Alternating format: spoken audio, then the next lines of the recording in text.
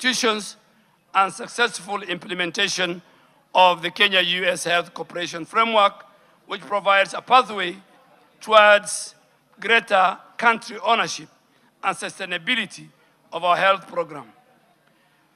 Honorable Speaker, the proposed Ebola treatment and isolation unit at Laikipia Air Base is part of the 23 similar units to be established in the country as part of our preparedness and response. This facility will jointly be run by the government of Kenya and the US government under the command of the Air Force Commander, the base commander, and the entire medical team of the Kenya Defense Forces working together with the Ministry of Health. This proposed facility reaffirms Kenya's position as a medical hub in the East Africa region with the capacity to offer specialized care for complex infectious diseases like Ebola. I must also inform the House that aspects of the matter relating to the alleged international health agreements and containment arrangements are now before court. Accordingly, and in keeping with the doctrine of sub judice and standing orders of this House, I will avoid discussing the merits of any active litigation. But I will, however, continue to provide this House with the government's public health position and preparedness status. Honorable Speaker, you also asked about the establishment and accessibility of the Ebola disease control and isolation centers. Honorable Speaker, the House asked whether Ebola disease control and isolation centers have been established in the country. And I want to say this. I hasten to add that there is a significant presence of Kenyans in the affected regions of both DRC and Uganda. Many Kenyans work in Uganda and do business both in Uganda and DRC. And two of our leading banks, KCB and Equity, employ Kenyans who live in that region. In addition, Kenya has approximately 450 specialized KDF officers and servicemen who are in DRC under the MONUSCO peacekeeping mission. Any of these Kenyans could be exposed and could require a quarantine and isolation facility back home in Kenya. The government has established undesignated isolation and treatment capacity as part of our national preparedness. These include, I said, our national referral facilities, our county designated sites, temporary holding areas for points of entry, county isolation facilities.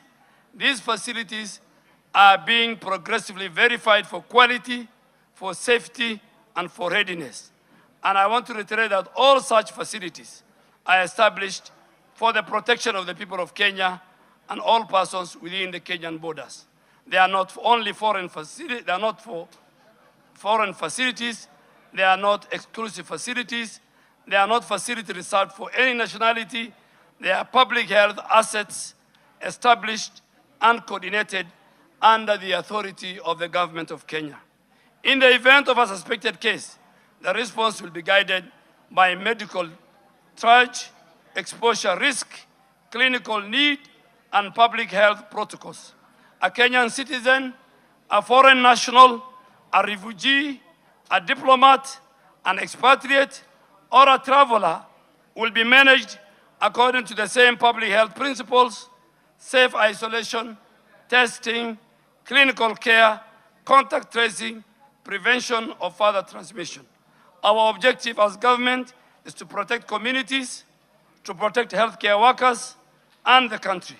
When a case is detected, the safest place to manage it is within a properly equipped isolation and treatment facility under the controlled conditions. Finally, Honorable Speaker, you have told me to give guidance on the public health guidance. Honorable Speaker, any person who develops fever, headache, vomiting, diarrhea after recent travel to the affected areas, or one of their community members, after contact with a suspected case, should seek medical attention immediately and report through the 719 public health hotline.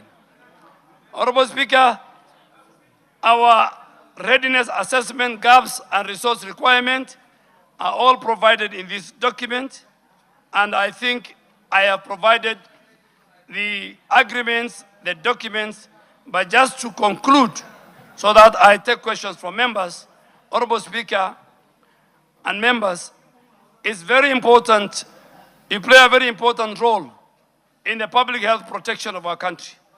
Misinformation during disease outbreaks can cause panic, can cause stigma, can delay health seeking and resistance to public health measures. I therefore request members of this House to support the Ministry of Health by amplifying accurate information, encouraging early health seeking behavior, supporting screening at border points of entry, and urging the public to use the official 719 hotline. Honorable Speaker, I want to repeat for emphasis, Kenya has no confirmed case of Ebola virus disease. Our surveillance systems